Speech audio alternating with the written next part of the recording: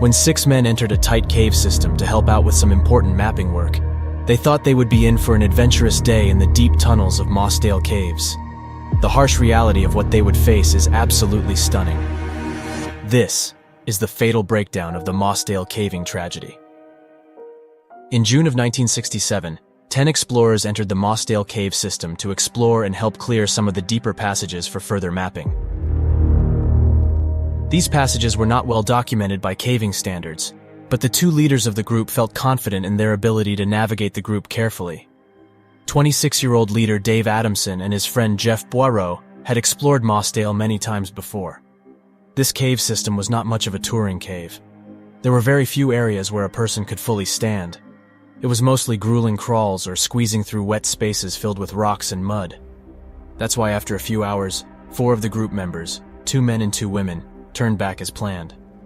Dave Adamson's fiancée was one of these casual cavers. Morag Forbes was thrilled to be getting married to Dave in less than a month. These adventurers, who only planned a light day of exploring, exited the cave around 5 o'clock. The skies were overcast, but nothing clearly threatening. Dave and Jeff continued deep underground with their 4 caving friends assisting with equipment and tools. Colin Vickers, John Ogden, and Bill Frakes were top cavers. At just 17 years old, Michael Ryan was the youngest member. At this point in the day, the men were starting their crawl through the Far Marathon Passage. This claustrophobic tunnel is the length of 3 football fields, over 900 feet of narrow rock with a light stream of water along the bottom. Far Marathon Passage must be maneuvered in a single direction because it's only 18 inches by 12 inches, barely enough room for an average-sized person to pull themselves along. Imagine crawling in a space not much bigger than your computer screen. Shoulders pinned forward without room to spread your arms or reach back to your waist or legs. Turning around is not an option. Once you squeeze in, you are committed for at least an hour. Near Marathon and Far Marathon are each 900 feet long crawls. There is a small 5-foot area between the 2 where a caver can partially stand before starting the next section. As the men reach the last section of Far Marathon, there is a further narrowing and a tight squeeze to push yourself through. The goal was to reach this next section of the caving system to clear out passages for further mapping. Around this time, Morag had come back to the entrance to see if the men were done yet, but she didn't see any signs that the cavers were coming out. The rain had started to fall, though nothing too alarming. Underground, they were preparing to clear passages, but noticed the streams had increased and groundwater levels rising just slightly. It would certainly have caught their attention, but may not have registered as a true threat to their mission. At some point, the water levels became disturbing. The men would have heard the increasing volume of flow, as well as felt the rising water at their feet. Knowing they were 3 hours from the entrance, the decision was made to end their work for the day. Dave knew this cave system better than anyone, so they were sure he would know when to lead them out safely. Unfortunately, they had no idea just how much water was coming their way. Morag had returned to the cave entrance a final time at 9 o'clock. She was utterly horrified to see a lake of water collected around the entrance to the cave system. It was fully submerged and completely inaccessible. Her fear and desperation fueled a frantic 3-mile run to get help. The men were moving back up the Far Marathon Passage. Though the water level had risen, they had no choice but to get back to a higher chamber as quickly as possible. This extreme distance in such a confining chamber was likely panic-inducing with such a heavy stream of water coming at them. All their experience told them to move calmly but efficiently to get through this intimidating reality. Sure, they would emerge on the other side in a higher chamber. Young Michael and experienced Jeff were the first 2 to squeeze through the tight starting section of the return. A body could barely fit through portions of this passage. The cavers had to literally squeeze themselves past the rock and pull themselves forward with just their arm strength. Their rubber boots would be towing along the sides to help leverage forward as fast as possible. This time, the water would be coming right at their faces instead of following behind. Jeff Boireau was familiar with the ebb and flow of water in Mossdale. Surely he knew that a swift effort in Far Marathon would get he and Michael safely beyond the risky passage and into the larger chamber above. The other 4 men would have been gathering their gear and preparing for their own entrance into Far Marathon. Now the water flow was becoming more alarming.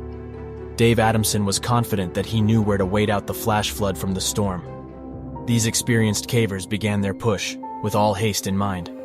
Jeff and Michael began struggling with the flood of water they were facing in the tight passage. It rose above their hands and then their shoulders. They tried to find the highest crack in the passage to lift their faces as the water rushed into the tunnel. Michael would have asked Jeff what to do, where to go. The amount of water flooding into the narrow passage was only increasing with no safe place to escape. The haunting truth was that there was nothing that they could do. Dave had led the others into this same cramped tunnel, hoping to beat the increasing water flow. As they moved through Far Marathon, they encountered the same devastating reality that their friends had just faced. The water was too high. They turned to elevate their faces above the rising water, seeking the smallest pockets of air, but clearly there was just no escape from this trap. John Ogden was likely the last in the tunnel and heard the desperate cries of his friends to turn back. Realizing that there was no way forward, he pushed with his hands to slide his body backwards using his feet to lift his body weight. It was only a matter of moments to make a move before he would be fully submerged in water as well. He found a small crack overhead, where he wedged his head and body to gasp for the last moment of air. Maybe the water would stop rising and he would find protection in this small space of air. It was too tight for a person to actually fit, but in the frantic fight for survival, he jammed his body and face up into the narrow slit. Outside the cave, a full rescue effort was beginning. It was clear that the entrance to the cave was completely blocked by a lake of water, but there was still hope that the men had found a safe chamber to wait in until the water levels fell. The rescuers came out in full force. Hundreds of volunteers helped dam off the entrance and install pumps to try to move the water out of the mouth of the cave. This would allow the water levels inside to fall, clearing passages for safe movement. On Sunday afternoon, a full day after the men entered the cave, rescuers were able to make it down to Far Marathon. They shouted a few times, hoping to alert the men that the passage was now clear and they could come down from their high waiting chamber. It wasn't until 2 sets of legs were seen protruding from the ridge of the tunnel that the grim reality was revealed. These 2 bodies were Jeff and Michael, who had lifted their upper bodies into a ridge along the path to try to access the last breaths of air. The reality of the situation was completely devastating to rescuers, who held to a slender thread of hope that these experienced cavers were able to find salvation in an air pocket. One by one, the bodies of 5 men were discovered. John Ogden's body would not be found for another 2 days. He had wedged himself so aggressively into the overhead crack, it took dozens of passes to locate his contorted remains. All 6 men drowned in an inescapable flash flood that filled the entire cavern with water. The cave was closed after this tragedy and remains the final resting place for the 6 men. In 1970, friends of the cavers entered the closed system to move the bodies to an upper chamber. It was renamed the Sanctuary. Dr. Demento, Dr. Demento, Dr. Demento, Dr.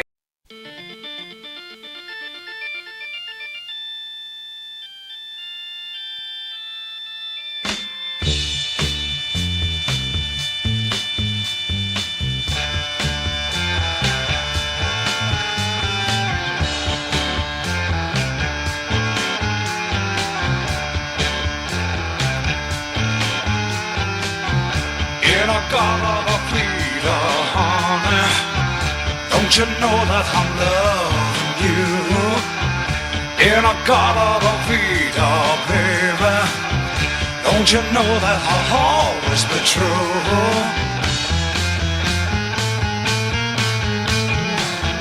Oh, won't you come with me and take my hand? Oh, won't you come with me and walk this line? Please take my hand.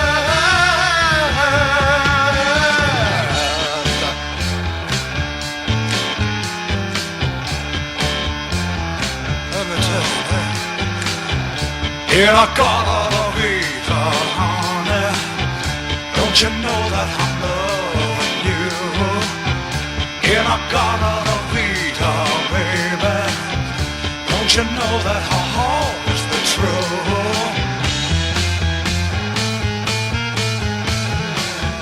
Oh, won't you come with me and take my hand?